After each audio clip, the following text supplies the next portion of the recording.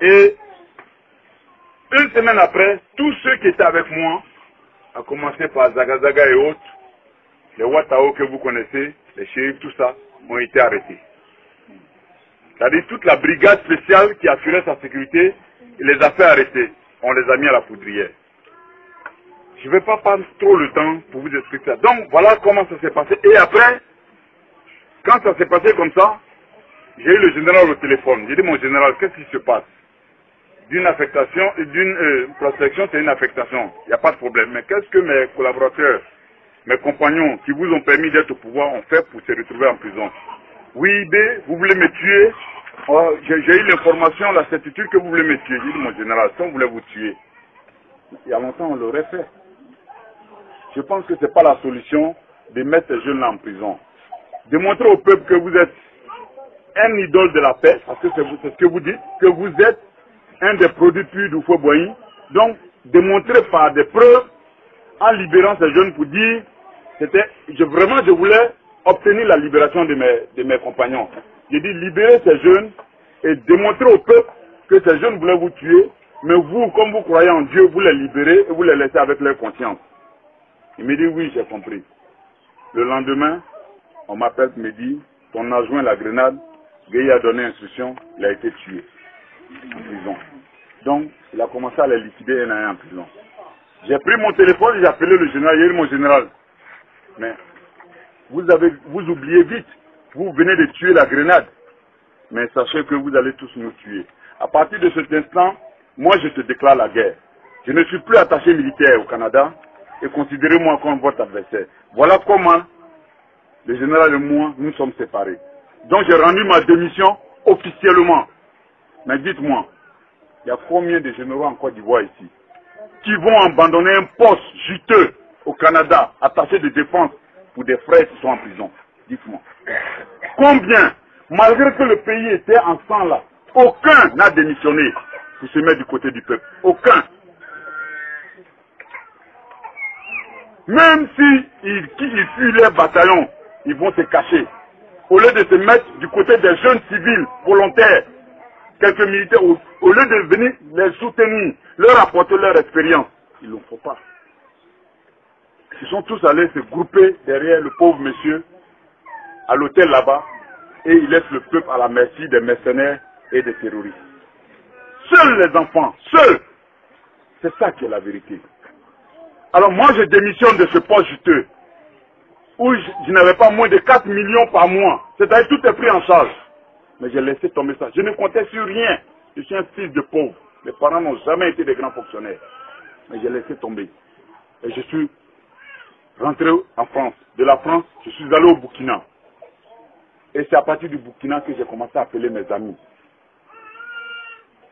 J'ai commencé à appeler mes amis. Le jour des élections, quand le cafouillère, on avait déjà installé un système en place.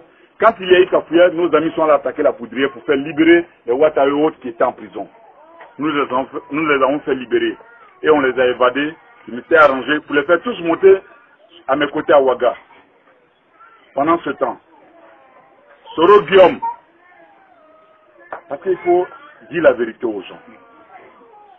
Soro Guillaume était encore à Abidjan. Quand il y a eu à Kalmi, je pense qu'il était candidat aux élections à Port-Boué avec Henriette Diabaté. Il a échoué là-bas.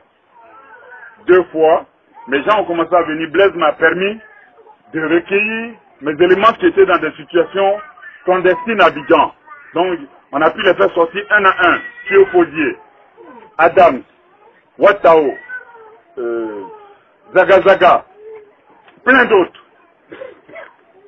Mais Soro Guillaume n'était pas dedans, lui il était un politicien. J'étais à Ouaga un jour, après lesquels ils ont échoué les élections législatives, il est venu me rendre visite à Ed Dafouri. J'étais chez moi, on me dit non, qu'il y a Soro Guillaume et Dafouri qui sont venus te dire bonjour. J'ai dit ok, il n'y a pas de problème. Et j'ai dit oui, jeune homme, qu'est-ce que je peux faire? Il dit non, grand frère, ton combat est une lumière pour nous, nous sommes venus te soutenir. Le grand frère Dafouri, même chose. J'ai dit bah écoute, il n'y a pas de problème.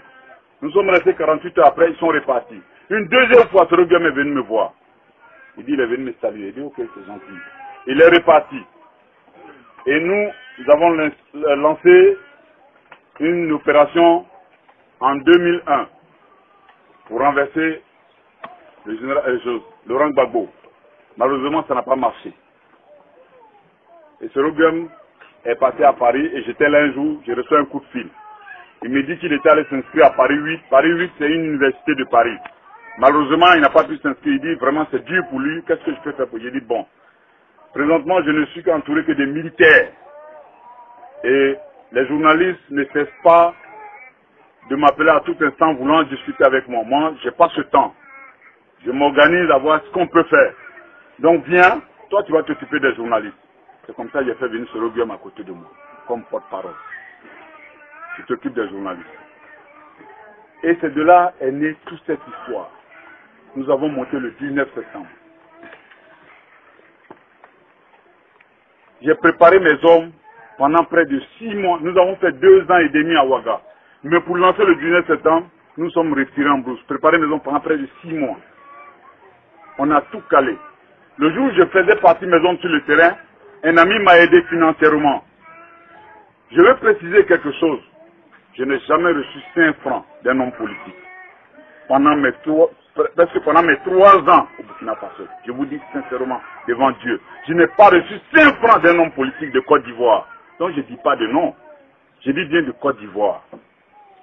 Je n'ai pas reçu 5 francs, ni d'homme d'affaires, ni d'un homme politique, pour entretenir ces hommes. Qu'est-ce que j'ai à mentir? Si quelqu'un m'a aidé, pourquoi je vais dire qu'il ne m'a pas aidé? Qu'est-ce que je gagne là-dedans? C'est Dieu qui nous a aidés. Et l'État burkinabé qui nous a donné des villas. C'est ça la vérité.